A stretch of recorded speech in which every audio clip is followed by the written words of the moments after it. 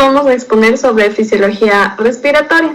Los integrantes son Yesef Crespo, Michelle Guamán y quienes habla Fátima Macas. Bueno, para empezar hablando, vamos a ver sobre la anatomía del aparato respiratorio. El aparato respiratorio es el encargado del intercambio de gases. ¿En qué consiste esto? En la captación de oxígeno y en la eliminación de dióxido de carbono. Entonces, según sus estructuras, el aparato respiratorio se divide en vías respiratorias superiores, que lo conforman la nariz, la cavidad nasal y la faringe, y en vías respiratorias inferiores, que lo conforman la laringe, la tráquea, el pulmón y los bronquios.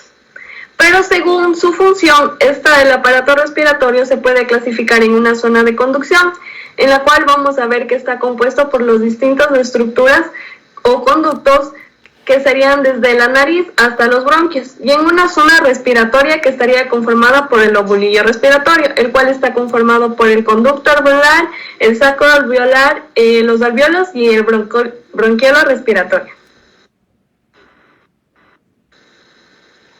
Ahora, para hablar de cada una de estas estructuras, vamos a empezar por la nariz. La nariz tiene una porción externa, la cual la podemos visualizar, y está compuesto por un soporte óseo conformado tanto por el hueso maxilar, el frontal y el nasal, y por los cartílagos, que son el cartílago nasal, los nasales, el nasal septal, los nasales laterales y las narinas u orificios nasales. Además de esto, la nariz tiene una porción interna, y esta que es la cavidad nasal, y es un gran espacio que está ubicado inferior al hueso nasal y que se comunica con la faringe a través de las narinas internas o coanas. Las funciones más importantes de la nariz son el acondicionamiento del aire de las vías aéreas, que son el calentamiento, la humidificación y la filtración del aire. Y además de esto nos permite la detección del estímulo olfatorio y la modificación de las vibraciones vocales. Ahora la faringe. Este es un conducto en forma de embudo de alrededor de 13 centímetros de longitud. Su pared está compuesta por músculos esqueléticos y está revestido por una mucosa. La faringe se divide en la nasofaringe, la orofaringe y la laringofaringe. La nasofaringe es la que se encuentra detrás de la cavidad nasal y se dirige hasta el paladar blando. En cambio, la bucofaringe es la que se encuentra atrás de la cavidad bucal y va desde el paladar blando hasta el hueso hioides. En cambio, la laringofaringe empieza desde el hueso hioides y hasta la tráquea. La laringe, entre las funciones de la faringe está el paso de la vía funciona como vía para el pasaje del aire y los alimentos y actúa como una caja de resonancia para emitir los sonidos. La laringe está compuesta por 9 piezas cartilaginosas. Entre ellas tenemos 3 impares, que son la tiroides, la cricoides y el epiglotis. Y tenemos las 3 siguientes que son pares, que son las aritenoides, las cuneiformes y los corniculados. La función principal de la laringe consiste en alejar la comida y la bebida de las vías respiratorias y de la producción del sonido, que es la fonación. Ahora la tráquea. Es un tubo rígido de casi 12 centímetros de largo y 2.5 de diámetro que se encuentra anterior al esófago. Está conformado por de 16 a 20 anillos en forma de C de cartílago hialino que son su soporte. La tráquea en sí también, como vemos en imagen inferior, está compuesta por un epitelio estratificado ciliar con células caliciformes que van a producir el moco y por lo tanto van a ser importantes para el transporte mucociliar de las partículas. Continuando con el árbol bronquial, este se extiende desde el bronquio principal hasta los casi 65.000 bronquios terminales. El bronquio principal se va a dividir en bronquio izquierdo y bronquio derecho. El bronquio principal se va a dividir a su vez, el bronquio principal derecho se va a dividir a su vez en un bronquio lobular superior, medio e inferior. En cambio, el bronquio principal izquierdo se va a dividir solo en un bronquio sí, lobular superior e inferior. Después de la división de los bronquios lobulares, vamos a ver que hay la división de los bronquios segmentarios. Estos son los bronquios terciarios y hay 10 de estos en el pulmón derecho y 8 en el izquierdo. Cada uno va a ventilar a una unidad de tejido funcional, que ya sería, después del bronquiolo terminal, el bronquiolo respiratorio y lo que llamamos el lobulillo pulmonar, que está compuesto por el conductor velar, los sacos alveolares y el alveolo.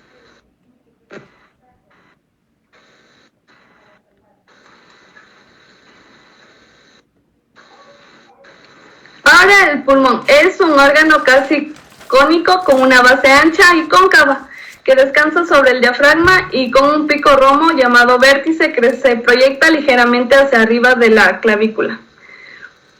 El pulmón tiene una superficie costal que está en contra o presionada contra la caja torácica y una superficie mediastinal que es cóncava y se encuentra en una posición medial. En esta superficie mediastinal nosotros encontramos la hendidura llamada hilio.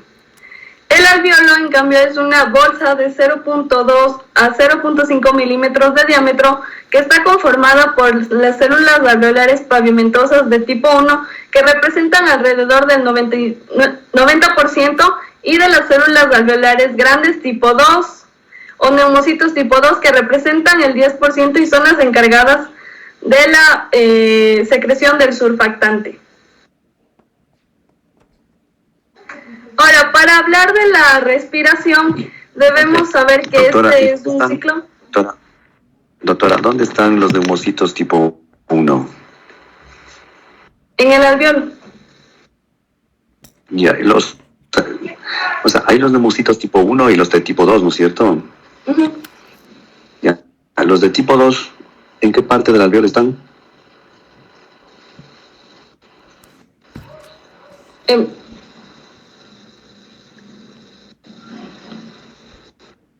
O los dos se encuentran en el alveolo, sí es verdad. En los de tipo 2, la función de estas, dice usted, que secretan la surfactante. Del tipo 2. ¿Y las de tipo 1?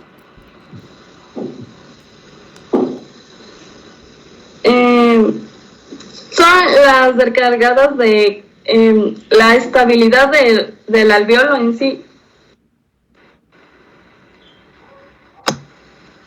¿Qué dicen sus compañeros?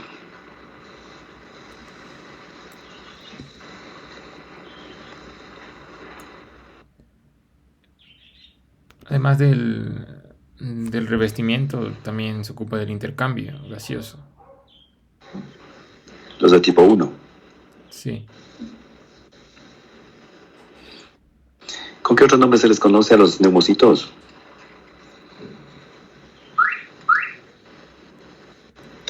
¿O no tienen otro nombre?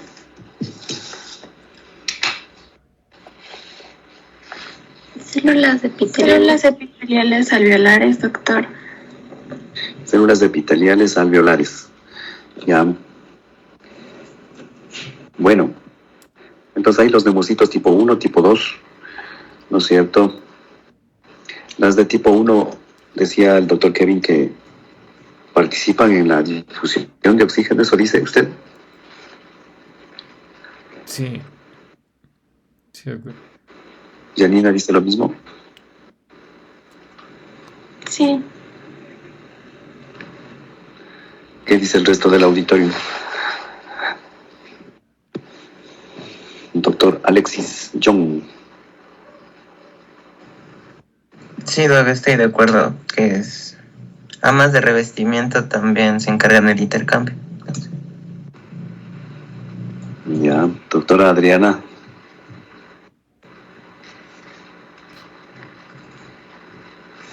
¿Y Doc, ahí me escucha? Sí. Sí, Doc, también estoy de acuerdo con mis compañeras. Se encargan del revestimiento y aparte del intercambio alveolar.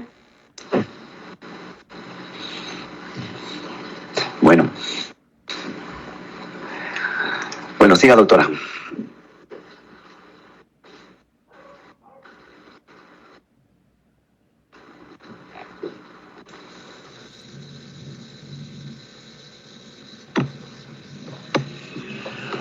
Ya, entonces ahora vamos a hablar de uno de los componentes de la respiración, que es la ventilación pulmonar. Entonces, con respecto a la ventilación, ¿qué es la ventilación en sí? Es el flujo de entrada y salida de aire entre la atmósfera y los alvéolos pulmonares. Y este es un proceso netamente mecánico, en el cual vamos a ver que tiene un movimiento tanto diafragmático como costal para que este se presente. En el movimiento diafragmático, lo que vamos a ver es que en la inspiración el diafragma se va a contraer y se va a dirigir hacia abajo. Por lo tanto, va a haber un aumento de la longitud de la cavidad torácica. En cambio, en la expiración va a haber una relajación y el diafragma va a subir, por lo tanto va a haber la disminución de la longitud de la cavidad torácica. Con respecto a algo muy importante que debemos saber es que el diafragma está inervado por el nervio frénico. Además de esto, en el movimiento costal, en cambio, ya es una elevación y un descenso de las costillas. ¿Esto para qué es? Para aumentar o reducir el diámetro antero-posterior de la cavidad torácica. Entonces, aquí encontramos los músculos de la inspiración, que son los encargados de la elevación de las costillas, y los músculos expiratorios, que son encargados del descenso de las costillas.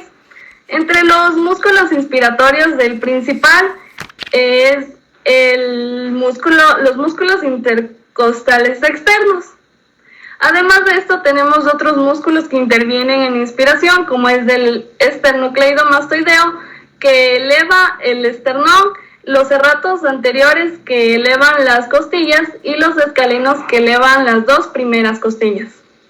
Con respecto a los músculos expiratorios, estos empujan hacia abajo las costillas inferiores. Además de esto, junto con otros músculos abdominales, en una expiración forzada pueden comprimir el contenido abdominal hacia arriba, haciendo que el diafragma se dirija hacia arriba. Siguiente. Además de esto, vemos que existen presiones que originan el movimiento y la entrada de aire de los pulmones. Entonces, tenemos que la presión pleural es la presión del líquido que se encuentra en el espacio pleural. Esta presión al comienzo de la inspiración se aproxima a menos 5 centímetros de agua. En sí, este es del grado de succión que se necesita para mantener a los pulmones abiertos en una posición de reposo. Entonces, durante la inspiración, este desciende hasta menos 7.5 centímetros de agua, como vemos en el gráfico de al lado. Con respecto a la presión alveolar, esta, para que se dé la entrada al flujo de aire hacia los alveoles, tiene que descender de la presión atmosférica. En este caso, en valores de centímetros de agua es 0, por lo tanto, una presión que descienda a menos 1 ya va a permitir el flujo o el paso de aire hacia los alveolos. Pero a diferencia de la presión pleural, que ya en la expiración, como vemos en el cuadro, de menos 7.5 sube a su valor normal, que sería menos 5, en la presión alveolar encontramos que para que éste expulse el aire durante la expiración, tiene que sobrepasar a la presión atmosférica, que sería más 1 centímetros de agua. Además en sí la presión transpulmonar, en cambio, es la presión pleural menos la presión alveolar. Además de esto, vemos que aquí se presenta en el gráfico, como nos explica la ley de Bowley, que significa que el volumen es inversamente proporcional a las presiones, principalmente a la presión alveolar. Entonces vemos que a un aumento del volumen pulmonar, que va desde 0 hasta 0.5 litros, existe un descenso de la presión alveolar, como vemos, de 0 a menos 1 centímetros de agua. Siguiente, por favor. Antes de que pase, vuelva a leer la diapositiva anterior. ¿Y cuál sería la presión atmosférica si usted solamente mantiene abierta la boca? Solamente mantiene abierta la boca, sin inspirar y sin expirar. ¿Será que en el alvéolo tiene la misma presión atmosférica que en el exterior, en ese momento que solamente está abierta la boca? Es decir, se forma un solo tubo desde la boca que está en contacto con la atmósfera hasta el alvéolo, formando un solo tubo, ¿no es cierto? ¿Será que la presión atmosférica es igual en el alvéolo que en la parte externa? ¿Qué dice el doctor Jefferson? Me parece que no. Parece que no. Doctor Kevin. Sí, o sea, la presión se va renovando con la presión atmosférica, entonces es que no sé cómo explicar.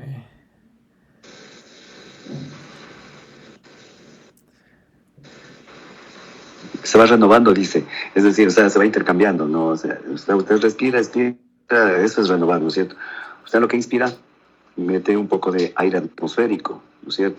Sí, Cuando expira, saca, ¿no es cierto?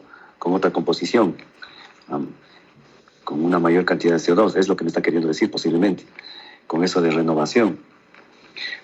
Pero mi pregunta es en sí, cuando usted solamente abre la boca al medio ambiente, ¿será la misma presión atmosférica del medio ambiente la que tenga a nivel del alvéolo como un solo tubo?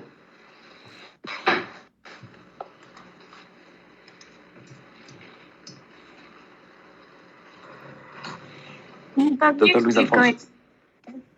A ver, doctora. O sea, yo le explico eso más luego, o sea, cuando me toque, pero en realidad no, porque... Bueno, yo les explico luego, o les digo ahorita. A ver, adelante, solo esa parte nomás. ¿Tiene o no la misma presión?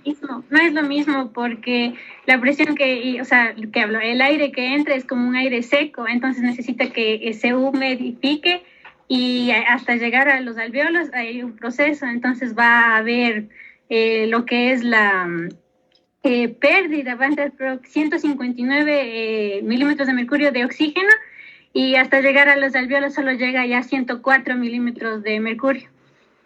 Está perfecto. Mi pregunta era, si es que usted no inspira y no expira, ¿sí? O sea, no mete aire. O sea, en ese momento no va a haber humidificación ni calentamiento del aire que usted requiere. Solamente usted abre la boca y no inspira ni expira. En ese momento. Sí. Pero viéndole, como usted dijo, como un solo tubo, como no están aspirando ni inspirando, no hay flujo de aire y estas presiones tienden a igualarse. Perfecto. Así es, doctor Luis. Eso es lo que yo trataba de que ustedes, para que entiendan ese gráfico que presentan en esa diapositiva, ¿sí? Ustedes cuando abren la boca se forma un solo tubo. Verán que solamente abren la boca y no inspiran ni expiran. O sea, no hay flujo, como dice el doctor Luis. No hay flujo de aire ni para adentro ni para afuera. Entonces, en ese momento, incluso la composición del aire atmosférico es la misma que del alvéolo. Entonces ahí las presiones están iguales. Pero cuando usted inspira, ¿sí? Ahí la presión en el alvéolo disminuye, como está en el gráfico, ¿no es cierto? La presión pleural disminuye, normalmente está -5. Normalmente la presión de la pleura del espacio pleural está -5 centímetros de agua. Pero cuando usted inspira, esa presión negativa se vuelve más negativa para poder expandir más la caja torácica. Y de esa manera usted puede tener más entrada de aire. Entonces, mientras más negativa se vuelve, más se distiende la caja torácica y va a tener más oxigenación. Entonces, por esta situación es la que, para comprender ese gráfico de esta diapositiva, ¿no? Sí, donde la presión normal que existe, normalmente la presión de la pleura es negativa, menos 5 centímetros de agua. Pero el momento en que usted inspira, disminuye más, se vuelve más negativa el espacio pleural para ampliar el espacio de la caja torácica y hacer que entre más aire a sus pulmones. Tal es así, ustedes han escuchado, ¿no? En los asaltos, ¿no? En los asaltos, una puñalada a nivel de la caja torácica. ¿Qué pasa ahí? ¿Qué pasa usted? ¿Qué es que se imagina usted, doctora Melanie? ¿Qué se imagina usted cuando un paciente recibe una puñalada en la caja torácica, en medio de las costillas, y llega a atravesar la pleura? Hay dos pleuras, ¿no es cierto? La pleura parietal y la pleura visceral. La parietal que está pegado a la caja torácica y la visceral que se encuentra pegado al parénquima pulmonar, ¿no es cierto? Entonces, entre esas dos pleuras existe un espacio. Ese es el espacio pleural que ustedes mencionan y que tiene una presión negativa de menos 5 centímetros de agua. Entonces, solamente vean mis manos de ahí, ¿no es cierto? Ese es el espacio pleural. Pero llega de pronto una puñalada. Llega una puñalada por aquí, ¿no es cierto? Y el espacio está ahí. Entonces, ¿qué pasará con esa presión negativa que existe normalmente en el espacio pleural? ¿Qué dice doctora Melanie? Esa presión podría, a ver, normalmente es negativa, podría aumentar. ¿Se vuelve más negativa o se vuelve positiva? Se vuelve positiva. Sí. ¿Por qué? A ver, por... Porque se pierde la presión.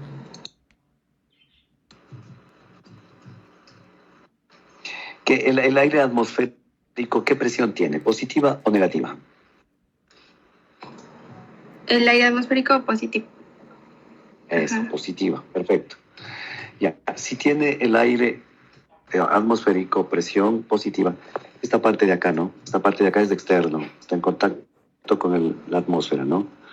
Entonces tiene aire positivo, ¿no es cierto? Y aquí está el espacio pleural, entre mis dos palmas, ¿no es cierto? Ujú. Entonces, si alguien recibe una puñalada en medio de las costillas, así, ¿no es cierto? Y queda ahí, y el espacio pleural acá. Entonces, ¿qué aire entra a ese espacio pleural? Hay mayor entrada del aire del ambiente. Oh, ¿Con qué presión? presión atmosférica. ¿Con presión positiva o negativa? Positiva, doc. Positiva, ¿no es cierto? Porque el aire atmosférico es positivo. Sí. Entonces, si recibe una puñalada, el aire entra por el agujero, ¿no es cierto? Por la herida, y entra al espacio pleural, ¿no es cierto? ¿Y qué pasa con ese espacio pleural? ¿La presión se vuelve más negativa o se vuelve positiva? Positiva. Se vuelve positiva, muy bien.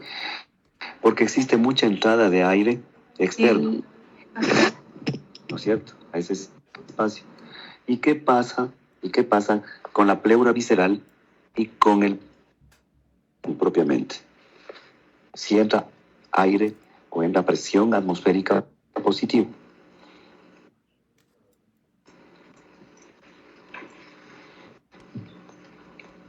Entonces, ¿qué pasará allí, doctora Melanie?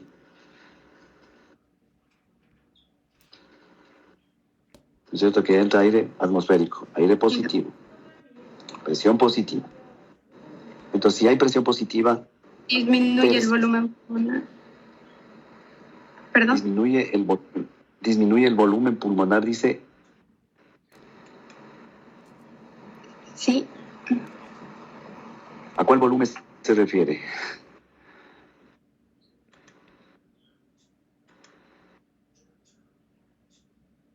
Solamente solamente llévese, imagínese, ¿no es cierto? Entra la puñalada por aquí, por las costillas, ¿no es cierto? Y llega a presión positiva al espacio pleural, ¿no es cierto? La presión positiva, supongamos que sea 100 centímetros de agua, la presión positiva. Y aquí tenemos en el espacio pleural menos 5 centímetros de agua. Entonces, si entra toda esa presión por esa herida al espacio pleural, ¿qué pasa con esa presión negativa? ¿Persiste o desaparece? No persiste, desaparecería por la entrada. Porque se va haciendo Desaparece. positiva. Ajá. Desaparece. Presión negativa, ¿no es cierto? Entonces, si se vuelve positiva, si usted inspira, cree que la pleura se distiende, o mejor dicho, cree que la pleura visceral se va a distender cuando usted inspira para ser grande la caja torácica. No, ya no se podría expandir. Exactamente, ya no se expande. Entonces, ¿qué pasa con el pulmón? Colapsa, o sea... Colapsa. Ajá. Colapsa. Es como que usted cogiera con la mano así y le coge al pulmón y le hace un solo puñete ahí, ¿no es cierto? O sea, le colapsa. La presión atmosférica que entra por la herida colapsa. La presión atmosférica colapsa al pulmón. Por eso se forman los famosos hemoneumotórax después de una herida, ¿no es cierto? Se acumula de gas, de aire atmosférico ahí en el espacio pleural y colapsa todo el pulmón. Entonces ya pierde la presión negativa, se vuelve totalmente positiva. Por eso colapsa.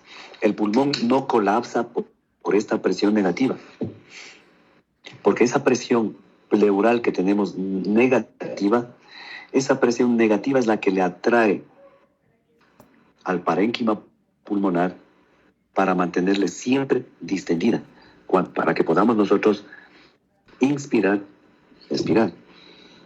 Porque si hubiera una presión positiva ahí, los pulmones de enseguida colapsan. ¿Me hice entender, doctora Melanie? Sí, doctor. Gracias. ¿Segura? Sí, segura. Ya. Entonces, esta situación del juego de presiones que existen, sí vale la pena que le tomen bastante en cuenta, porque cuando hablemos de derrame pleural, ¿sí? Cuando hablemos de derrame pleural, vamos a ver cómo juegan las presiones a nivel del espacio pleural y por qué se llenan de agua en ese espacio. ¿De acuerdo? Listo. A ver, entonces, ¿qué más íbamos a hablar aquí? Para la salida del aire,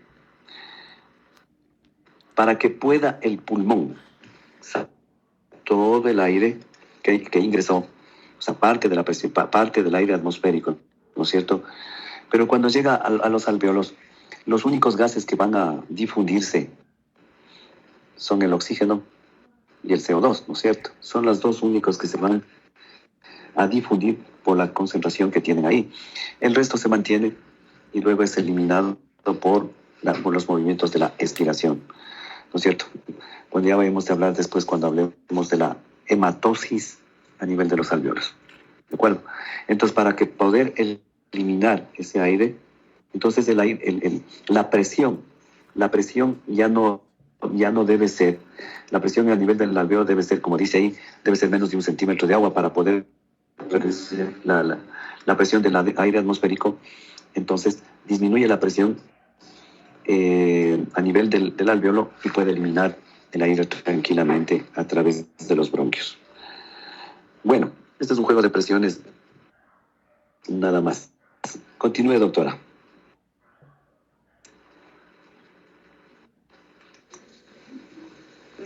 Ahora la distensibilidad de los pulmones. La distensibilidad es la propiedad que permite el alargamiento o la distensión, en este caso sería de los pulmones. Esta va a estar en sí comprendida por dos fuerzas. Una es las fuerzas elásticas del tejido pulmonar, la cual va a estar dado por las fibras de elastina y las fibras de colágeno, y van a representar 1/3 de la elasticidad pulmonar total. Y la otra fuerza elástica es aquella producida por la tensión superficial del líquido que está tapizando las paredes internas de los alvéolos, y el cual representa los 2/3 de elasticidad pulmonar total. En sí, la tensión superficial es cuando el agua se forma una superficie con el aire.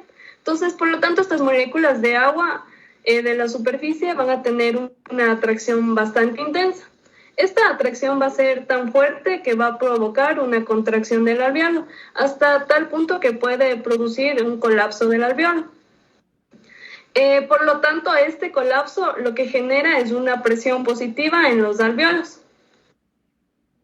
Siguiente, por favor.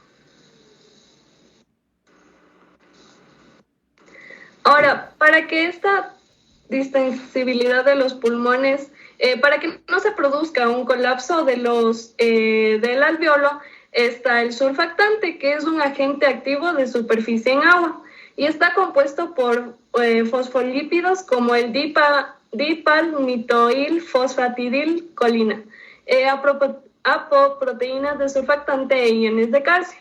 Como mencionaba antes, esta está producida por las células epiteliales alveolares de tipo 2. Y como vemos en la primera imagen, estas fuerzas tienden a colapsar el alvéolo, pero una vez que está el surfactante, regrésale por favor. Va a permitir la extinción del alvéolo a través de las moléculas y por lo tanto va a reducir las fuerzas entre las moléculas del agua. Ahora sí, siguiente. Entonces, ¿cuáles han sido las células epiteliales del alvéolo?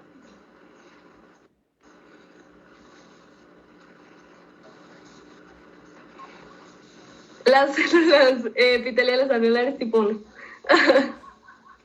O sea, como ustedes dicen, o sea. ¿Y cuáles serán las de tipo 2? Bueno, siga, doctora. Ya. También tenemos el efecto del radio alveolar sobre la presión que produce la tensión superficial. Como vemos durante esta generación de la tensión superficial, se va a generar esta presión, y esta presión positiva que les mencionaba se puede calcular mediante la multiplicación de 2 por la tensión superficial sobre el radio del alvéolo. Si vemos esta fórmula, vamos a darnos cuenta que la tensión superficial es inversamente proporcional al radio del alvéolo. Por lo tanto, si nosotros disminuimos el radio del alvéolo, va a haber un aumento de la presión alveolar. Como vemos en la imagen de al lado, hay un ejemplo donde un alvéolo grande que tiene un radio de 2 y le multiplicamos por una tensión superficial de 3, nos va a dar una presión de 3. En cambio, en un alvéolo pequeño con un radio de 1 y con una misma tensión superficial, nos va a dar una mayor presión, que sería 6.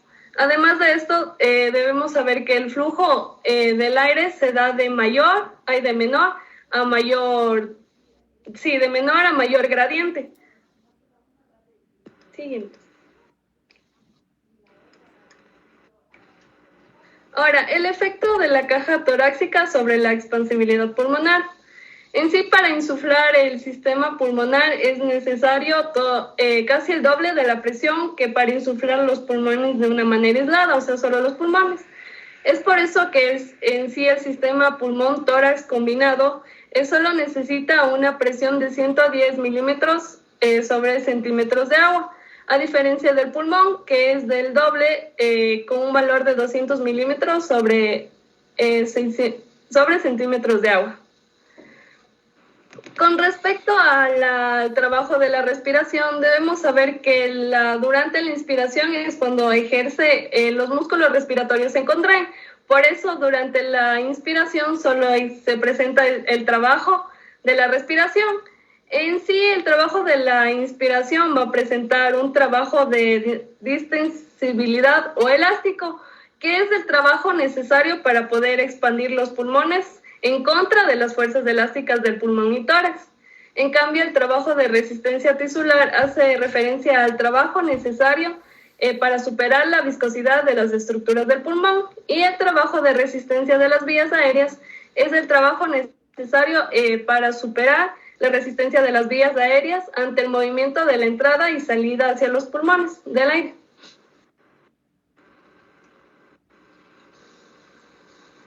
Ahora, volúmenes y capacidades pulmonares. Entre los volúmenes pulmonares tenemos el volumen corriente, que es la cantidad de aire inhalado y exhalado en un ciclo durante la respiración tranquila y que tiene un valor de 500 milímetros. En cambio, el volumen de reserva expiratoria es la cantidad de aire adicional al volumen corriente. ¿Es milímetros o mililitros? Mililitros, perdón. Vaya. El volumen de reserva expiratoria es la cantidad de aire adicional al volumen corriente que puede exhalarse con el esfuerzo máximo y tiene un valor de 1100 mililitros. El volumen de reserva inspiratoria, en cambio, es la cantidad de aire adicional al volumen corriente que puede inhalarse con el esfuerzo máximo y tiene un valor de 3000 mililitros. Y el volumen residual es la cantidad de aire que permanece en los pulmones después de la expiración máxima y tiene un valor de 1200 mililitros. Ahora, con respecto a las capacidades pulmonares, es la combinación de dos o más volúmenes. Y tenemos la primera capacidad, que es la inspiratoria, que es la cantidad máxima de aire que puede inhalarse después de una expiración total normal.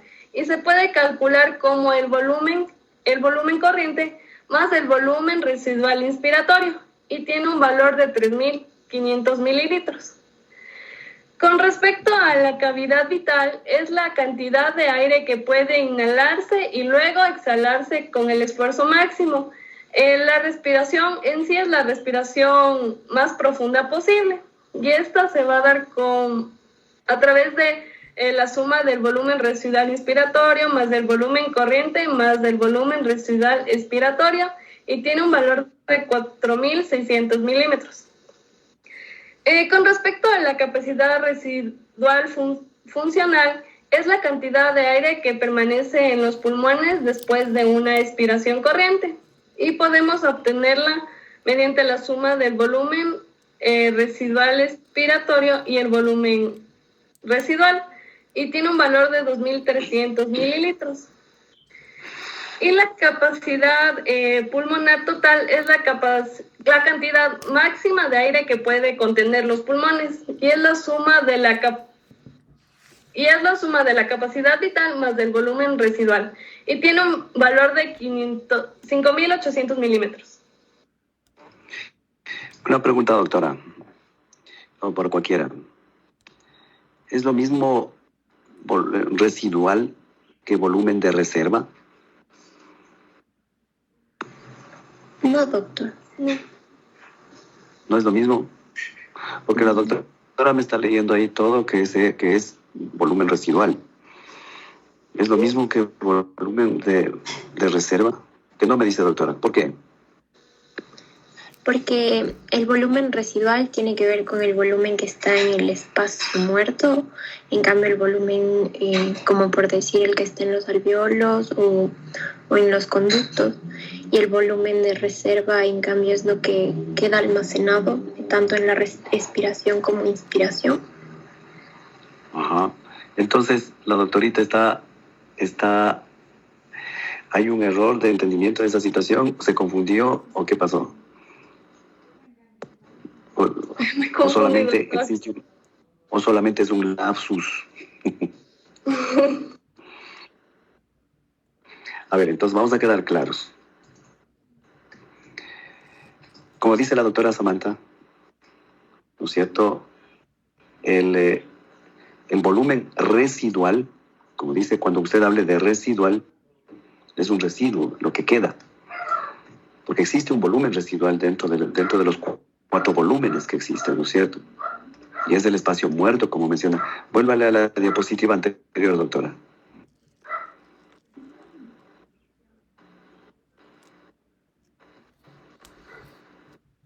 a los volúmenes.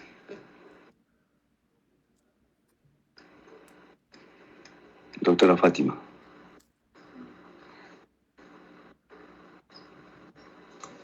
Ya está, doctor. Ah, ya. Gracias. A ver, tenemos 4 volúmenes, ¿no es cierto? Y esto sí vale la pena que ustedes le tengan bien claro, porque en ciertas patologías, como por ejemplo el EPOC, que hemos de hablar en algún rato, vamos a ver qué pasa con los volúmenes y las capacidades.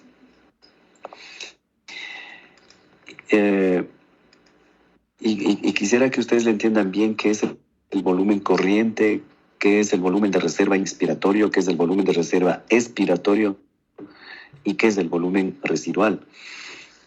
Existen solamente 4 volúmenes. Entonces, como la doctora Fátima decía, el volumen corriente, ¿no es cierto? Ahí está gráfica. Señala el volumen corriente, doctora Fátima. ¿Cuál es el volumen corriente? Lo que pasa es que yo no estoy proyectando, pero es el que se encuentra en la barra amarilla. ¿Quién está proyectando? El que está proyectando que señale cuál es el volumen corriente.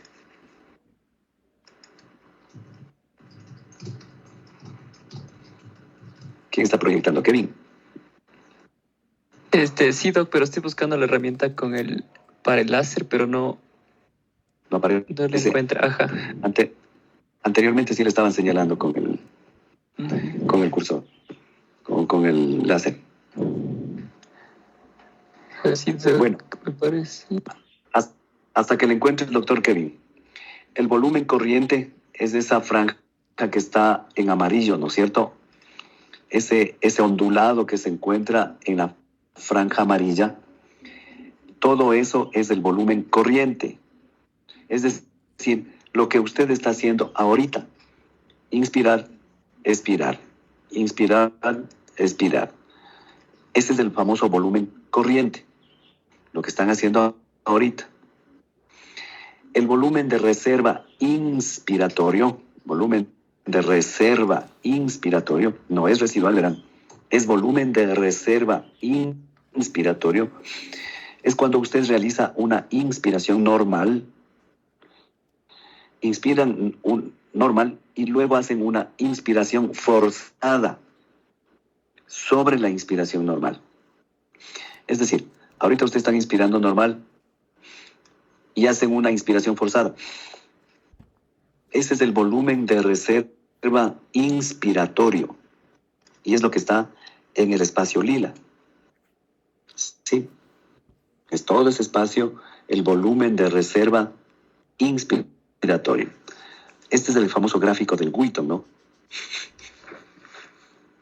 Yo digo Wheaton porque así se escribe, Wheaton, pero se pronuncia Guyton. Ustedes pronuncian Guyton y yo Wheaton.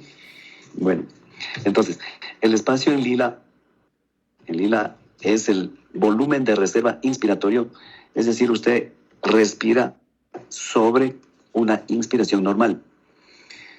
El volumen de reserva expiratorio es cuando usted hace una expiración normal y sobre eso hace esto. ¿No es cierto? Es un volumen de reserva expiratorio y es lo que está en el espacio celeste. Celeste es, ¿no? El que está por debajo del volumen corriente. Ya. Entonces tenemos 3 volúmenes.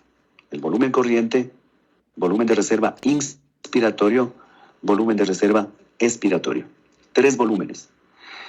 Esos 3 volúmenes forman una capacidad. Se llama capacidad vital, ¿no es cierto? Entonces la capacidad vital es la suma del color lila, del color amarillo y del color celeste. Suma de volumen de reserva inspiratorio, volumen corriente y el volumen de reserva expiratorio. Esos 3 forman la capacidad vital. Capacidad vital. Y por último nos queda el volumen de reserva. el volumen residual, ¿no es cierto? El volumen residual, que es la última franja que nos queda por debajo del celeste, que será verde, verdecito claro. ¿Qué color es ese? No sé qué color es. Pero es la última franja por debajo de la celeste. Ese es el volumen residual. ¿Dónde se encuentra el volumen residual? Como decía la doctora Samantha, este volumen se encuentra en los espacios donde no interviene la difusión. Es decir, se encuentra en los bronquiolos terminales, desde los bronquiolos terminales hacia arriba, hasta la tráquea. Es decir, todo eso es el espacio muerto, donde el aire que se encuentra ahí no interviene en ningún momento en la difusión de gases.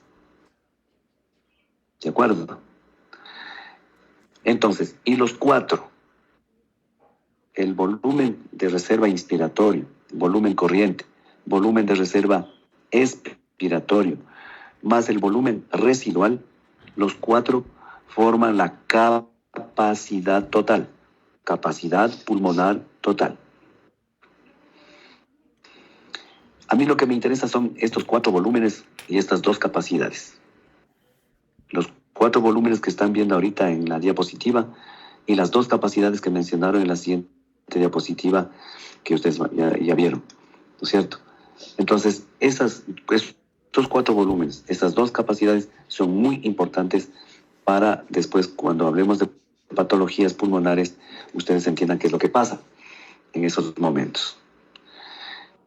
¿Alguna pregunta con respecto al gráfico del famoso Wheaton?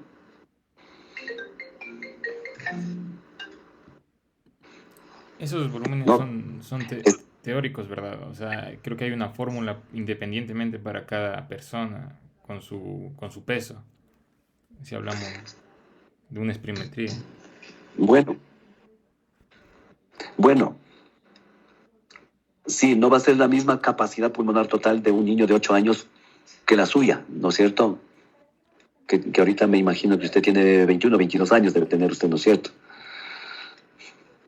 Entonces, no va a ser la misma capacidad pulmonar total, la de un niño con la de su edad, y no va a ser la misma capacidad pulmonar total de su compañera Fátima con la de Kevin, ¿no es cierto? Mayor va a ser la capacidad pulmonar que tiene el Kevin que la doctora Fátima. Eso sí va a depender de la edad, del sexo, ¿no es cierto? Y va a depender también de las formaciones o malformaciones que tengan, ¿sí? En la caja torácica. ¿Alguna pregunta con respecto a estos volúmenes y capacidades, doctores? Ahora, yo sé que ustedes no van a hablar esto, lo que les voy a decir ahorita. ¿Qué es lo que pasa en la caja torácica en el adulto mayor? ¿Qué es lo que pasa? ¿Será la misma capacidad que tenga el adulto mayor que la de un adulto joven? ¿Será la misma? Imposible. Por el envejecimiento fisiológico, la caja torácica del adulto mayor va a sufrir una serie de cambios.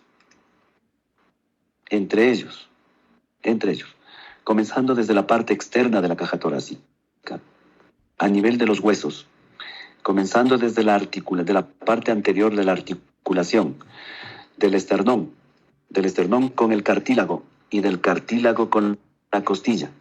Tenemos ahí dos tipos de articulaciones, ¿no es cierto? La articulación del esternón con el cartílago se llama articulación condroesternal, ¿no es cierto? Y la articulación del cartílago con la costilla se llama articulación costocondral. Ahí tenemos dos articulaciones. Y siguiendo la curvatura, siguiendo la curvatura de las costillas hacia la columna, ¿no es cierto? La costilla se articula con la superficie articular de las vértebras. Esta es la articulación costovertebral, ¿no es cierto? Entonces, ¿qué es lo que va a pasar en el adulto mayor con la articulación costo-esternal y costo-condral? Estas articulaciones se calcifican en el adulto mayor. Se calcifica. Ese cartílago que une las costillas con el esternón se calcifica. Se vuelve duro como un hueso. Y eso, ¿qué va a pasar cuando se calcifique? ¿Qué cree que va a pasar, doctora Mary, si se calcifica esos cartílagos? No va a poder expandirse la caja torácica bien. Perfecto. La caja torácica no se expande, ¿no es cierto? Porque ya está rígida en la parte anterior, por lo menos, ¿no es cierto? Ya no se expande, porque el cartílago es un tejido que se expande, que permite, que le da elasticidad. Pero si se calcifica, se vuelve como un hueso y ya no permite su expansión, su expansibilidad. Una característica que pasa durante el envejecimiento. Segundo, a nivel de las articulaciones vertebrales, ustedes ven que las vértebras más o menos tienen este espacio que se llama, el espacio intervertebral está ocupado por los discos intervertebrales, ¿no es cierto? Estos discos intervertebrales que están entre vértebra y vértebra suelen deshidratarse. A lo que se deshidratan, se aplastan, ¿no es cierto? Se aplastan las superficies de los discos intervertebrales. Y para el envejecimiento se le conoce, le nombran los que han estudiado anatomía, que las superficies, estas superficies que quedan entre vértebra y vértebra, no sé si ven mis dedos, estas superficies, que supongamos que esto sea el cartílago, el disco intervertebral, la superficie superior e inferior del disco intervertebral se vuelven convexas. Se vuelven convexas los discos intervertebrales, la superficie superior e inferior de estos discos. Por lo tanto, si se vuelven convexas las superficies de los discos intervertebrales, ¿qué forma adoptará las superficies de las vértebras, tanto superior como inferior? ¿Qué dice el doctor Luis Alfonso?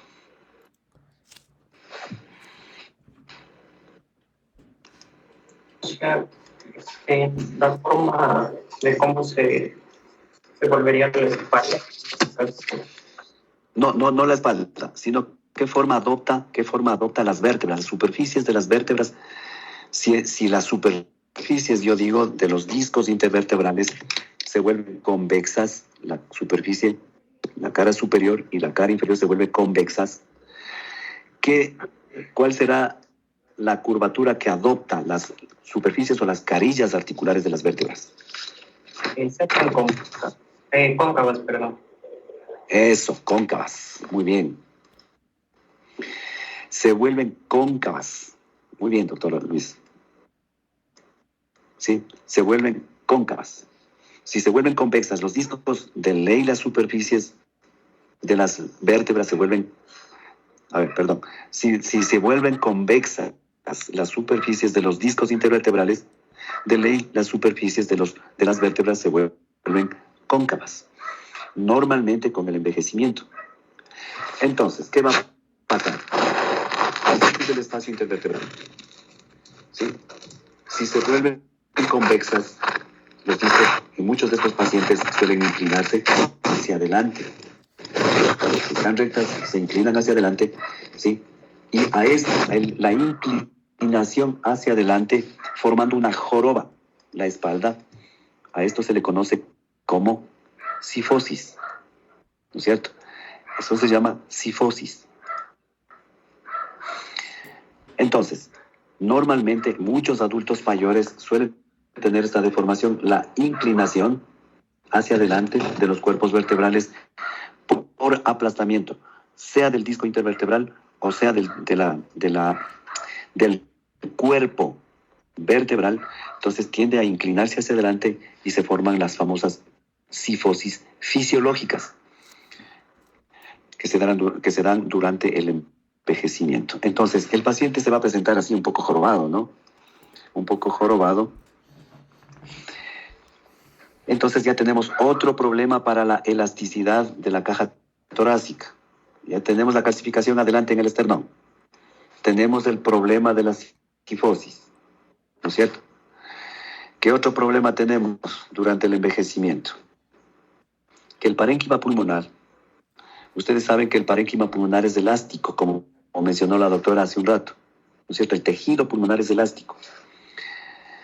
Pero conforme van pasando los años, se va depositando más colágeno de lo normal en el parénquima pulmonar. Entonces, este depósito de colágeno, ¿no?, en el tejido pulmonar le vuelve duro, le hace compacto. Entonces va perdiendo la elasticidad normal que debe existir en el parénquima pulmonar. Entonces, por esa situación, ustedes le dicen al paciente adulto mayor, respire. Y normalmente ustedes cuando respiran, su caja torácica hace esto. Inspiración, expiración. Inspiración, expiración. En el adulto mayor le dice, inspire, y hace esto. ¿No es cierto?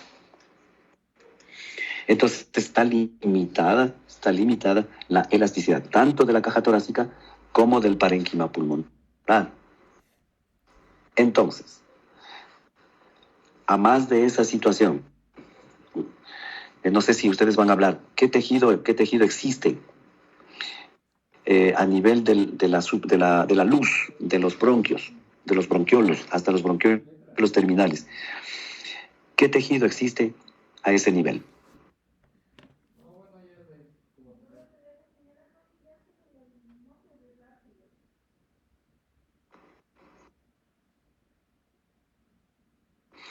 Alguien mencionó ahí. ¿Cartílago? ¿Perdón? ¿Cartílago? No, aparte del cartílago, en la luz. Si este es el bronquio, la luz viene a ser esto, ¿no es cierto? La parte interna. Eso es la luz. Esa luz está revestida por... No, es músculo liso. Moco. ¿Por qué? Por músculo, dice. Músculo liso.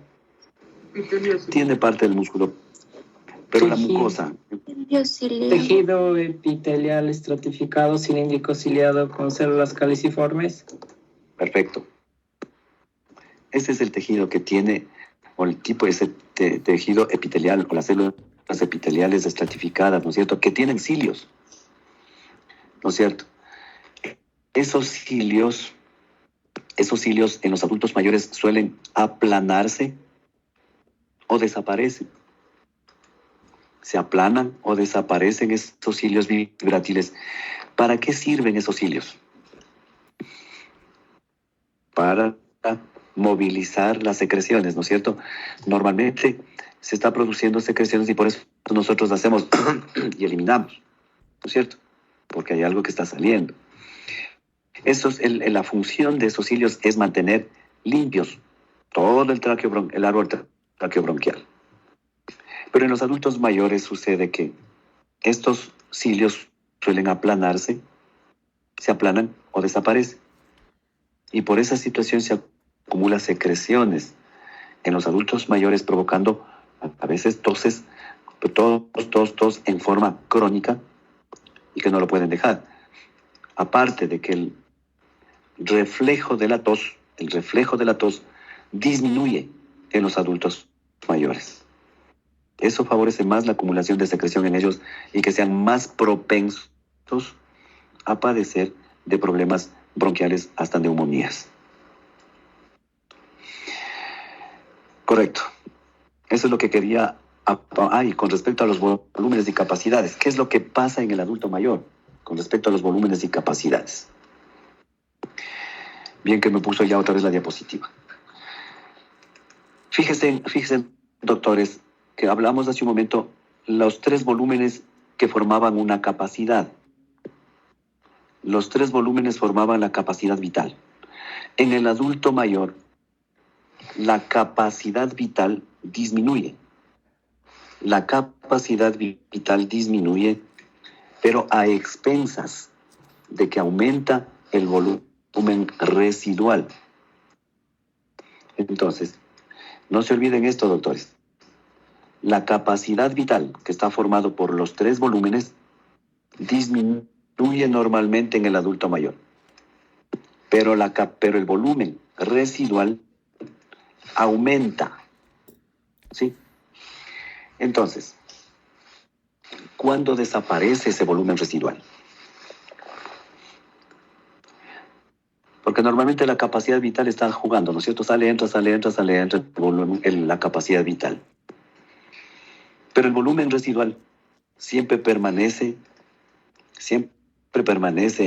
en el sitio muerto, donde no interviene la hematosis.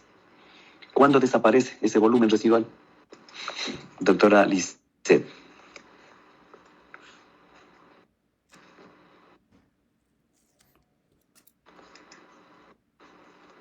Doctora Lisset. ¿Me escucha? Sí. Yo creo que este volumen residual tal vez se puede perder un poco, ya que como usted había explicado antes, que se van calcificando estas articulaciones, entonces tal vez el espacio muerto podría haber disminuido un poco. No, el espacio muerto, como dijimos hace un rato, aumenta en el adulto mayor. Aumenta en el adulto mayor. ¿Sí? Pero ¿cuándo desaparece? Juan Patricio quiere hablar. ¿Cuándo desaparece? El volumen residual desaparece porque este está en estrecha relación con, como ya lo dijeron, con el espacio muerto. Entonces, si los pulmones, la caja torácica tiene menor capacidad de expansibilidad o de distensibilidad, esto va a hacer que disminuya en sí el volumen residual. No, más bien lo contrario, doctor. Lo que dijimos es que si la capacidad de distensibilidad de la caja torácica disminuye, es porque la capacidad vital disminuye en el adulto mayor, disminuye. Pero aumenta el volumen residual, o sea, el espacio muerto. La capacidad vital disminuye, pero el volumen residual aumenta. Y el volumen residual está en todo el espacio muerto. ¿Cuándo desaparece el volumen residual? A ver, alguien está levantado la mano. No serían en las enfermedades obstructivas, entonces como ya no hay, como se obstruyen el espacio muerto, no habría, desaparecería el aire en ese espacio. No, doctor. Tal vez en las atelectasias, porque ahí se colapsa el pulmón. ¿En qué? En las atelectasias. Atelectasias. Bueno, puede ser, ¿no? Sí. O sea, existe atelectasia. Eso es atelectasia, ¿no es cierto? Colapso puede ser de un glóbulo o de un segmento pulmonar, ¿no es cierto? Pero ¿cuándo desaparece completamente de los 2 pulmones? Si es el aire muerto, el aire que no interviene en la hematosis.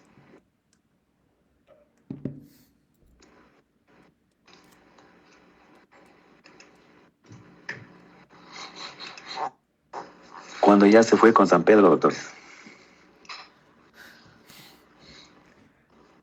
Ahí desaparece ese volumen residual, ¿no es cierto? Es el último aire que expira una persona cuando fallece. Es el último aliento, dicen.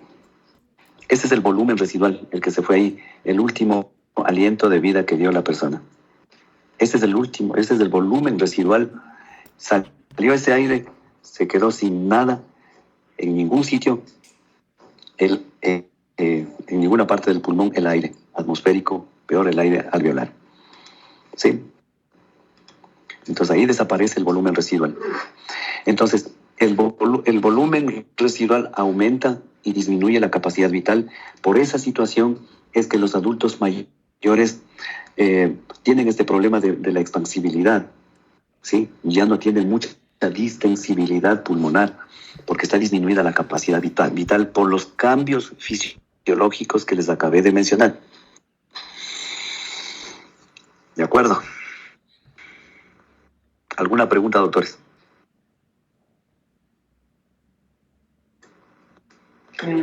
Doctor, Sí. y en este caso nosotros, o sea, ¿para qué nos serviría saber los volúmenes o las capacidades de una persona? ¿Para qué nos sirve? Bueno, doctor, ¿para qué nos sirve? Una, porque cuando usted va a realizar un examen, y siempre esperemos tener tiempo para hablar de la famosa espirometría. Es un examen de volúmenes y capacidades que usted le hace a un... Cuando usted le llama a un paciente y le manda a hacer este examen de la espirometría, le hace que cuando llega al tecnólogo, que sabe hacer, el tecnólogo de terapia respiratoria, le pone una boquilla en la boca y le conecta a una computadora donde se va a graficar unas curvas, ¿sí? Y le dice, respire, y le tapa la nariz y le dice, sople, y le hace soplar. Hasta donde avance. Entonces, la primera curva, ya les voy a hacer un dibujo.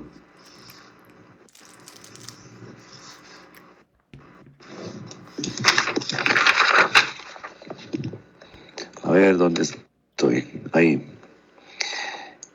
Si estas son las abscisas, sí, X, Y. Cuando hace la espirometría, usted le hace soplar bien fuerte y se forma esta línea casi paralela a esta abscisa. Esto es el volumen, es del volumen forzado en el primer segundo. Y todo lo que va bajando después va formando la capacidad pulmonar total y la capacidad vital. Entonces, ¿cuándo les sirve estos volúmenes y capacidades? Cuando nosotros estemos hablando de enfermedades pulmonares obstructivas y restrictivas, como por ejemplo, de una enfermedad obstructiva como es el EPOC, enfermedad pulmonar obstructiva crónica. Enfermedades restrictivas como las fibrosis pulmonares, ¿no es cierto? Entonces, ya hemos de hablar, cuando hablemos de estas patologías, cómo se forman las curvas en una espirometría, normalmente, cómo se forman en estas patologías. Se forman totalmente planas, no se forman los picos.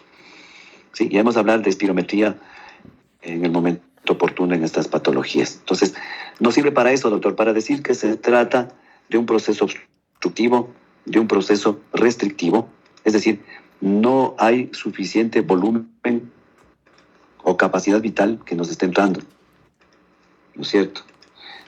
Entonces, para eso nos sirve, doctor, después para determinar qué tipo de patología es, si es obstructiva, si es restrictiva en las diferentes patologías. ¿De acuerdo, doctor? Sí, doctor, muchas gracias. Doctora Samantha, ¿quiere preguntar algo? Sí, doctor. Disculpe, referente a lo de los adultos mayores, ¿puede ayudar a prevenir un poco este envejecimiento fisiológico el hecho de que se mantengan activos y hagan ejercicio? Por supuesto, doctor. Sí. Por supuesto. Usted tiene que... Dígame nomás. Y tal vez, o sea, si me podría explicar un poquito cómo ayudaría el ejercicio en eso, incluso, o la natación también dicen que es bueno. Ajá. ¿Cómo ayudaría el ejercicio? Ya, doctora. Verá, usted sabe, bueno, se aconseja en los adultos mayores el realizar actividades físicas de tipo aeróbico. Todos los ejercicios aeróbicos están aconsejados en los adultos mayores realizarlos por un tiempo de por lo menos media hora cada día. Estos ejercicios aeróbicos comprenden, como usted sabe, todo lo que es natación, todo lo que es trotes, bicicleta, bailes, todos esos pesas, en caso de varones, son ejercicios aeróbicos, ¿no es cierto? Entonces, ¿qué va a exigir estos ejercicios aeróbicos? el de que cuando usted está realizando, yo que sé, esta actividad aeróbica de bailoterapia, o los varones están haciendo los ejercicios de pesas, entonces, ¿qué es lo que están haciendo? Inspirando profundo, ¿no es cierto? Inspiran profundo y están alzando pesas, por decirle, o están trotando y comienzan, ¿no es cierto? Entonces, ese ejercicio, el de expandir la caja torácica, trata de vencer la presión que ejerce normalmente el tejido fibrótico, el tejido envejecido, lleno de colágeno. Ese colágeno hace que esas fibras no sean elásticas e impide una distensibilidad adecuada. Entonces, esa presión trata de vencer el ejercicio aeróbico.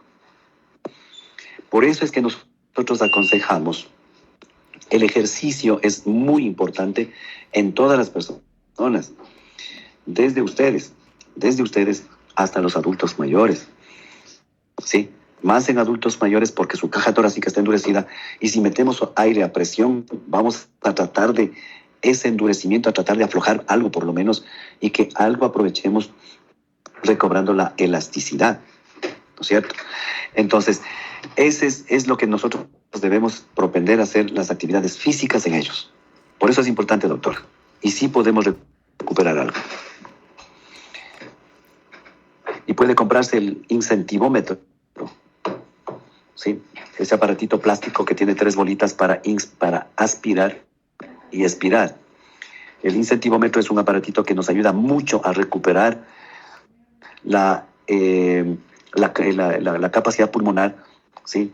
Y nos permite expandir la caja torácica con movimientos de inspiración, porque ese espirómetro, ese incentivómetro, no sé si ustedes conocen, yo tengo uno aquí.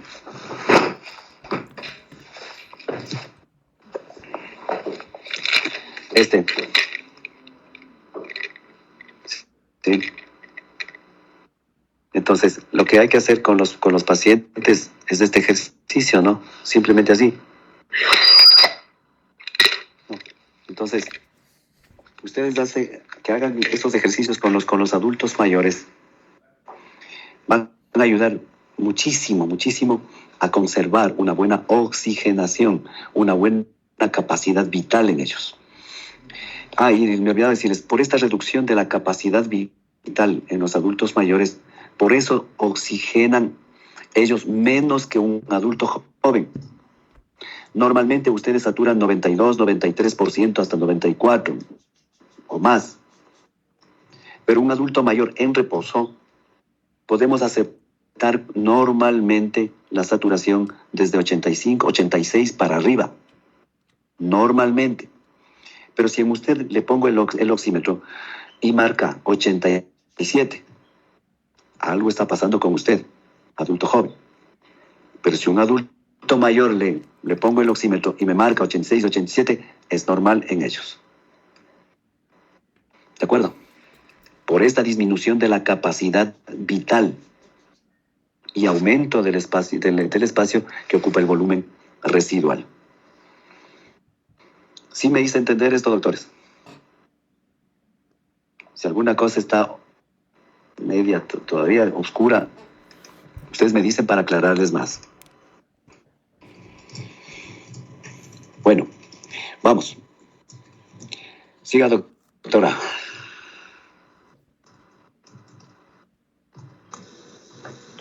El volumen respiratorio a minuto es la cantidad total de aire que pasa hacia las vías aéreas en cada minuto. Esto se puede obtener multiplicando el volumen corriente por la frecuencia respiratoria. Entonces, el valor del volumen corriente es 500 mililitros por 12 respiraciones por minuto. Nos va a dar un valor respiratorio minuto de 6 litros sobre minutos. Siguiente. ¿Cuántas respiraciones es normal? ¿Cuántas respiraciones es normal en una persona? Normalmente la frecuencia respiratoria normal. De 12 a 16. De 12 a 16. Jefferson, ¿qué dice? ¿Cuánta es la la frecuencia respiratoria normal en una persona? Hasta donde tenía un poco de conocimiento era de 16 a 20 respiraciones. De 16 a 20. Ya. Su compañera dice de 12 a 16.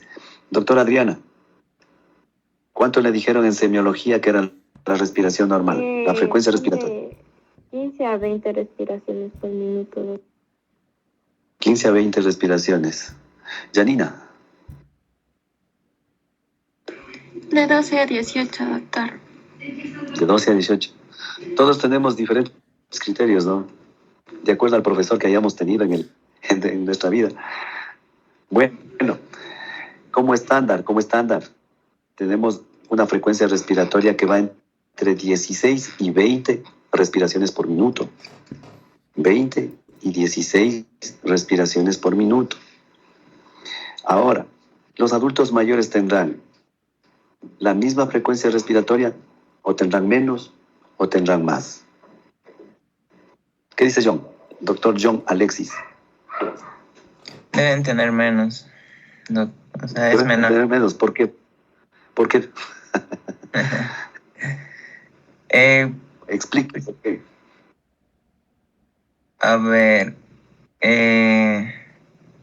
o sea, por la...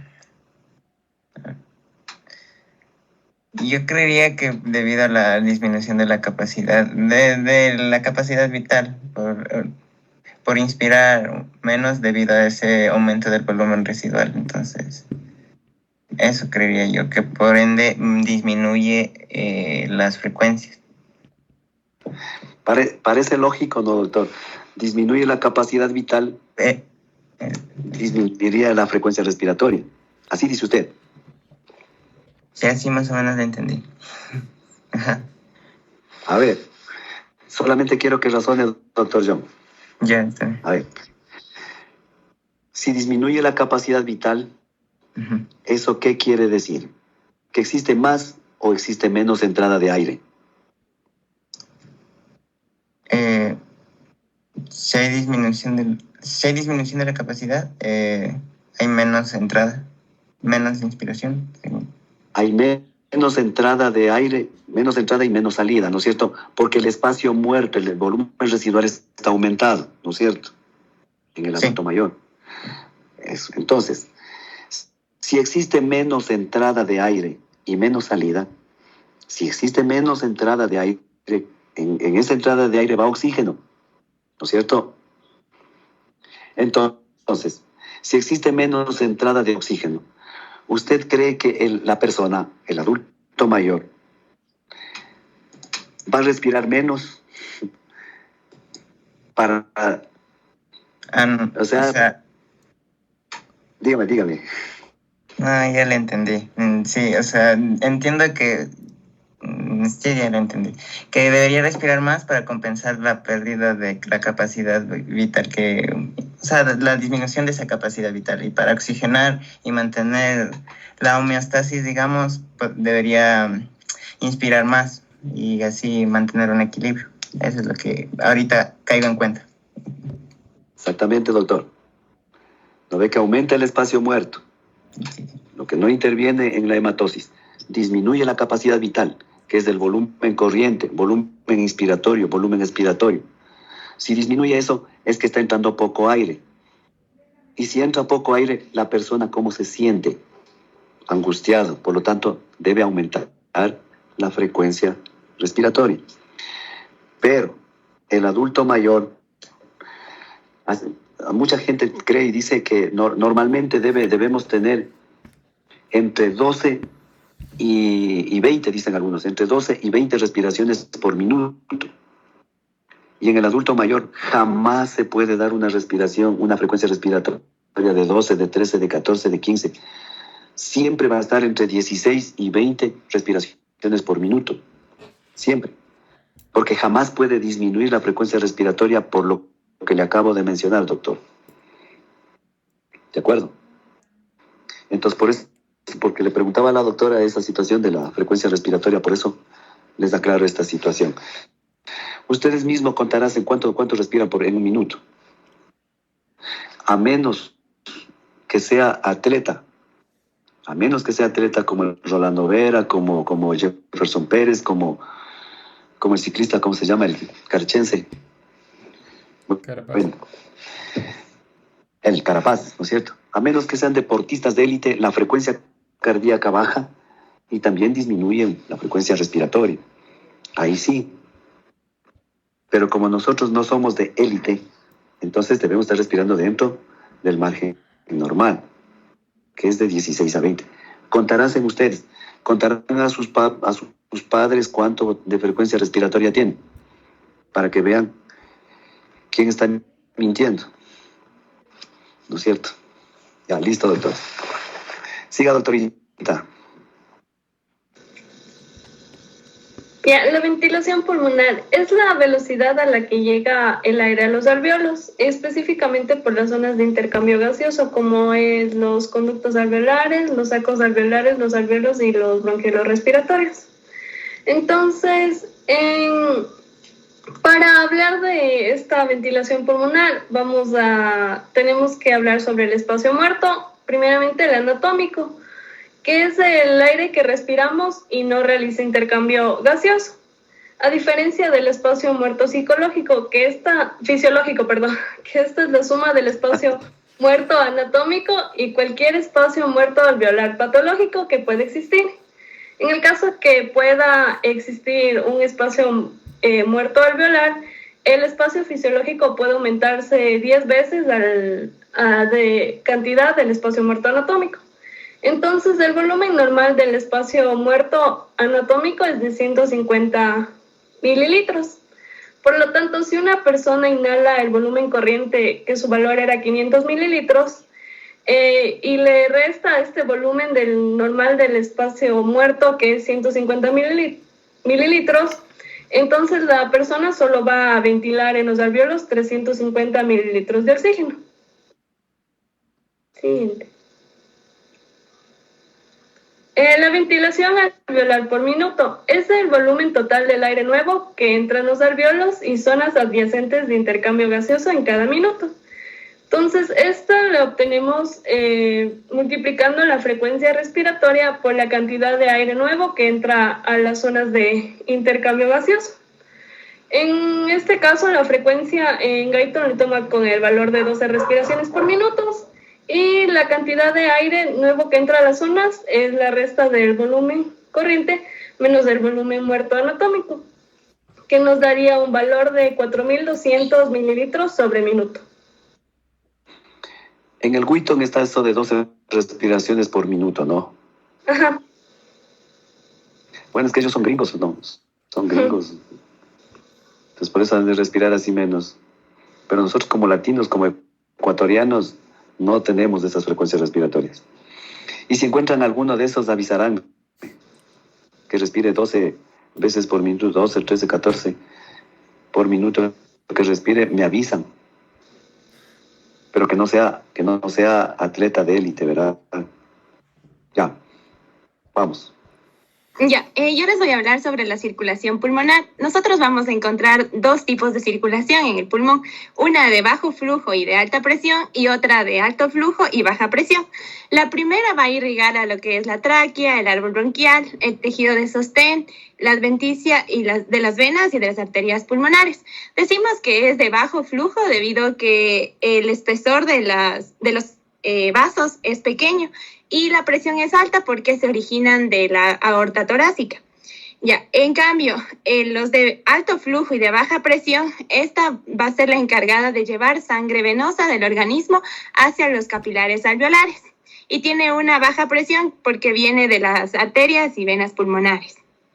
Pásale, por favor. Entonces vamos a encontrar tres tipos de vasos en el pulmón, los vasos pulmonares, bronquiales y linfáticos. Primero tenemos los pulmonares. Aquí vamos a destacar lo que es la arteria pulmonar, la cual desde su origen, que es el ventrículo derecho, a los 5 centímetros se va a bifurcar, es decir, se va a dividir en una arteria pulmonar derecha y una izquierda que se van a dirigir a los pulmones respectivos. Esto se va a caracterizar porque tiene una gran distensibilidad, lo cual va a permitir que se acomoden al gasto del volumen sistólico del ventrículo derecho. Algo que es muy característico también de esta arteria es que su espesor es delgado y es de aproximadamente 1/3 en comparación a la pared de la aorta. En cuestión a las venas pulmonares, estas son muy cortas y drenan en la aurícula izquierda. Ya. Otros vasos que van a llevar la sangre hacia los pulmones son los bronquiales. Aquí encontramos las arterias bronquiales que igual se caracterizan por ser cortas y van a drenar en las venas pulmonares que van a terminar en la aurícula izquierda y van a transportar del 1 al 2% del gasto cardíaco. Además, van a vascularizar el tejido conjuntivo, los tabiques y los bronquios. Y los linfáticos, en cambio, todos los tejidos de soporte van a tener los vasos linfáticos y que van a drenar en el conducto linfático torácico derecho. Y el objetivo de estos vasos linfáticos va a ser eliminar las partículas y proteínas filtradas, además del líquido que esté en exceso. Pásale, por favor. Doctorita, antes de que pase a la siguiente, regrésele a la anterior. Ahí. A ver, en el pulmón usted dice que tenemos 2 tipos de circulación, o 3 tipos de circulaciones, ¿no es cierto? 2. Una Sí. circulación, bueno, hablemos, a ver. Tenemos la circulación pulmonar venosa, ¿no es cierto? Que lleva sangre venosa desde el ventrículo derecho, ¿no es cierto? Para oxigenarse. Y tenemos las vénulas, y que después se forman en venas pulmonares, que van llevando sangre oxigenada a la aurícula izquierda, ¿no es cierto? Sí. Esa es su circulación. La otra circulación que usted menciona es la circulación arterial. Sí, la circulación arterial, es decir, la circulación que va a dar el alimento, o son ramas nutricias que salen de la arteria aorta, ¿sí? Y van a nutrir al tejido pulmonar, como cualquier otro tejido. Sí. ¿Cuáles son esas arterias que van a nutrir el tejido pulmonar, que salen de la aorta? Las bronquiales. Las arterias bronquiales. Sí. Esas son las que van a nutrir a las pleuras, al parénquima pulmonar y todo eso. Sí, lo entendí, sí. Ya. Hay que estudiar bien la anatomía de la circulación pulmonar, pero la circulación arterial, ¿no? La circulación arterial, es decir, de vasos sanguíneos que son ramas de la arteria aorta, que van a irrigar con sangre oxigenada, con sangre que lleva todos los alimentos necesarios, igual que al resto del cuerpo, al tejido pulmonar, ¿no es cierto? Y la circulación linfática. O sea, son 3 tipos de circulaciones que tenemos en el pulmón, ¿no es cierto? La circulación pulmonar, la circulación arterial normal y la circulación linfática, que lleva la linfa hacia el conducto torácico, ¿no es cierto? ¿Eso es lo que nos quiso decir, doctorita, o hay algo más? No, eso. Los tipos de circulación. Esa circulación de bajo flujo. ¿Cuál es esa circulación de bajo flujo? La sangre que va a oxigenar, o la sangre arterial que sale de la aorta, ¿cuál es esa de bajo flujo? La arteria que sale de la aorta. ¿Ya? ¿Y la de alta presión? Es de bajo flujo y alta presión. De ahí mismo, de la misma circulación. Sí. Ya tiene bajo flujo y una alta presión. Sí. Ya, correcto. Siga, doctora. Ya, pásale, por favor. Entonces vamos a analizar las presiones en el sistema pulmonar. Hay que tener en cuenta que los pulmones están estrechamente relacionados con el corazón. Entonces aquí vamos a vincular la parte del ventrículo derecho, ya que desde aquí se origina la arteria pulmonar.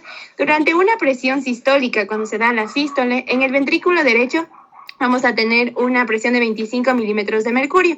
Y si la comparamos con la de la arteria pulmonar, va a ser la misma. Pero en cambio, cuando se produce la diástole, es decir, la relajación, se cierra la válvula pulmonar y la presión del ventrículo derecho cae a 0 a 1 milímetro de mercurio, mientras que en la arteria pulmonar va a descender a 8 milímetros de mercurio. Este descenso va a ser progresivo en torno al flujo sanguíneo, siga avanzando hacia los capilares pulmonares.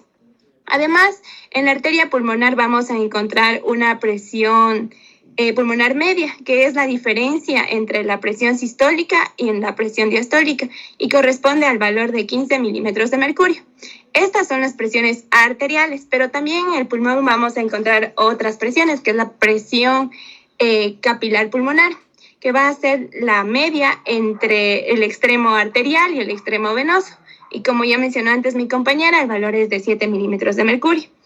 Al analizar las presiones que tenemos en la aurícula izquierda y la vena pulmonar, esta corresponde a 2 milímetros de mercurio, pero en el libro nos decía que esto no se puede medir directamente, se lo hace mediante un catéter que se inserta en una vena y se la lleva hacia el ventrículo derecho. Bueno, hacia la aurícula derecha. De ahí que tome el curso de la arteria pulmonar y haga una presión en algún capilar pulmonar. Entonces, por eso también es conocida como presión de enclavamiento y tiene un valor de 5 milímetros de mercurio. Entonces, en conclusión, la presión de la aurícula izquierda y de la vena pulmonar va a variar entre su valor más bajo, que es 1 milímetro de mercurio, a su valor más alto, que es 5. Cámbiale, por favor. A ver, la circulación, la presión que sale del ventrículo derecho es de 25 milímetros de mercurio, ¿no es cierto? Y con la sistólica. Y con esa misma presión se mantiene en las arterias pulmonares principales, ¿no es cierto? 25 milímetros de mercurio. Entonces, cuando va avanzando la sangre hacia los capilares pulmonares que usted menciona, llega a un punto mucho más fino, que son los capilares, ¿no es cierto? Ahí la presión de la sangre venosa de la arteria pulmonar, entonces llega a una presión en cuña o de enclavamiento, que le llama usted, ¿no es cierto?, en el libro, que es de 5 milímetros de mercurio. Es lo que nos quiere decir, ¿no es cierto? Sí, no, es que decía que para medir la presión de la aurícula izquierda no podía hacerlo directamente. Entonces decía que utilizan un procedimiento de meter un catéter. Por eso le llamaban de enclavamiento. Decía que le metían un catéter por una vena hacia la aurícula derecha y de ahí que pase al ventrículo derecho y tome el curso de la arteria pulmonar. Y ahí pueden medir. Llega hasta el punto más fino. Sí. Ahí llegan hasta el punto más fino entre las vénulas y los capilares pulmonares. Sí. Ahí se da la presión en cuña o de enclavamiento para más o menos determinar la presión que existe en la aurícula izquierda. Sí. Ya, perfecto. Vamos. Pasen, por favor. Entonces, en este gráfico se resume prácticamente lo que acabé de mencionar. La arteria pulmonar en la sístole va a tener una presión de 25 milímetros de mercurio, de ahí la presión media es de 15 y en la diástole baja a 8. Los capilares se mantienen y esta tiene una presión de 7 milímetros de mercurio y hacia la aurícula izquierda va descendiendo, que correspondía aproximadamente a 5 milímetros de mercurio. Cámbiale, por favor. Ya, ahora al hablar de volumen sanguíneo de los pulmones, tenemos que decir que del volumen total que existe en nuestro organismo, en los pulmones vamos a encontrar 450 mililitros, que va a corresponder al 9%. Estos 450 mililitros se van a dividir en dos. Los 70 mililitros se van a ir hacia los capilares pulmonares y el resto, que correspondería a 380 mililitros, van a las arterias y venas pulmonares. Ya. Nos decía también que el pulmón es un gran reservorio sanguíneo. Esto se demuestra cuando se realiza una expiración notable, como es en el caso de soplar una trompeta o cantar. La presión pulmonar va a aumentar y el retorno venoso va a disminuir, por lo cual desde la circulación pulmonar se puede expulsar hasta 250 mililitros de sangre hacia la circulación sistémica. En cambio, en patologías cardíacas que podemos encontrar que afecten a esta circulación va a ser la insuficiencia cardíaca izquierda, una estenosis o insuficiencia mitral, en la cual se va a producir en cambio un flujo retrógrado que va a producir que la sangre se encharque y se acumule en los pulmones. Ya, cámbiale por favor. Ya, al hablar del flujo sanguíneo a través de los pulmones y su distribución, tenemos que los vasos pulmonares van a actuar como tubos que son muy distendibles. Y a diferencia de lo que es en la circulación sistémica, en los vasos pulmonares, cuando existe menor cantidad de oxígeno, se produce vasoconstricción, mientras que si existe mayor cantidad de oxígeno, va a hacer el efecto contrario, se produce vasodilatación. Entonces, si nosotros comparamos dos alvéolos, el alvéolo 1 y el alvéolo 2 respectivamente, de acuerdo al orden, y tenemos en el primer alvéolo una presión de oxígeno menor a 73 milímetros de mercurio, lo que va a pasar con el capilar va a ser una vasoconstricción. Por lo tanto, la sangre va a pasar de este capilar hacia otro en el que encontremos una mayor cantidad de oxígeno, que correspondería al segundo, que tiene mayor a 73 milímetros de mercurio. Y esto con el objetivo de, como existe en ese alvéolo mayor cantidad de oxígeno, va a haber un intercambio gaseoso eficaz. Ya, cambia, por favor. ¿Cuántas?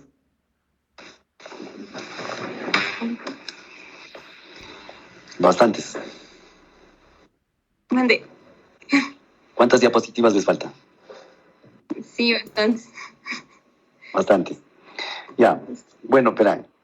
Está muy bien. Está bastante bien la presentación. Bastante bien la presentación. Pero vamos a continuar la siguiente clase con este mismo tema. Entonces usted va a continuar, doctora Liliana, va a continuar con la presentación en la próxima clase. ¿Sí? Sí. Por favor, doctores, el resto de compañeros tienen que venir estudiando el mismo tema, fisiología respiratoria. Sí, para que puedan entender la clase, lo que está diciendo la doctora. Yo solamente hago aclaraciones de ciertas partes, pero sí es necesario que todo el resto de compañeros vengan leyendo la fisiología del Wheaton, ¿sí? Sobre fisiología respiratoria, para que puedan entender de lo que está hablando, porque a veces no sabemos ni lo que está hablando, qué serán las presiones, qué será presión superficial, qué será todo eso. Entonces, es muy importante que todos vengan leyendo esta situación. Entonces, vamos a quedar ahí porque ya algunos están mensajeándome y dicen, ya doctor, y es hora, ya tengo hambre, tengo tengo cita, no sé. Entonces vamos a quedarnos ahí. La próxima semana continúe doctora Liliana y el compañero que falta, ¿sí? Entonces, pero vengan estudiando. Bueno, ¿alguna pregunta hasta ahí, doctores? Todo bien, tranquilos entonces. Bueno, doctores, nada más, entonces nos vemos la próxima semana. Entonces vamos a estar atentos a lo que nos digan con respecto al reemplazo de las horas de práctica para ver cómo coordinamos una hora. Por lo menos necesito enseñarles a ustedes a ver placas radiográficas, aunque sea por este medio. Doctor Luis, necesito que arme un chat del grupo y que me incluya dentro del chat. Les voy a mandar a ustedes placas radiográficas normales y patológicas. O sea, quiero que arme un chat para mandarles packs. ¿Sí? Ahí está, mal pensados son ustedes. Mal pensados. Packs quiere decir imágenes, pero las imágenes de tórax, imágenes de pulmones, eso quiero decir, no... El doctor Kevin ha sabido mandar otras imágenes que se ríen. No, ya les voy conociendo a ustedes, ya les voy conociendo. Ya, doctores, entonces por favor me avisa cuando ya arme el chat, doctor, para mandar esas placas radiográficas. ¿De acuerdo? Ya, doctor, yo le comunico. Listo, doctores. Nos vemos entonces la próxima semana. Espero que estudien, que les vaya súper bien en todo momento. Nos vemos, hasta luego. Gracias. Muchas gracias. Gracias, doctor. Muchas gracias, doctor.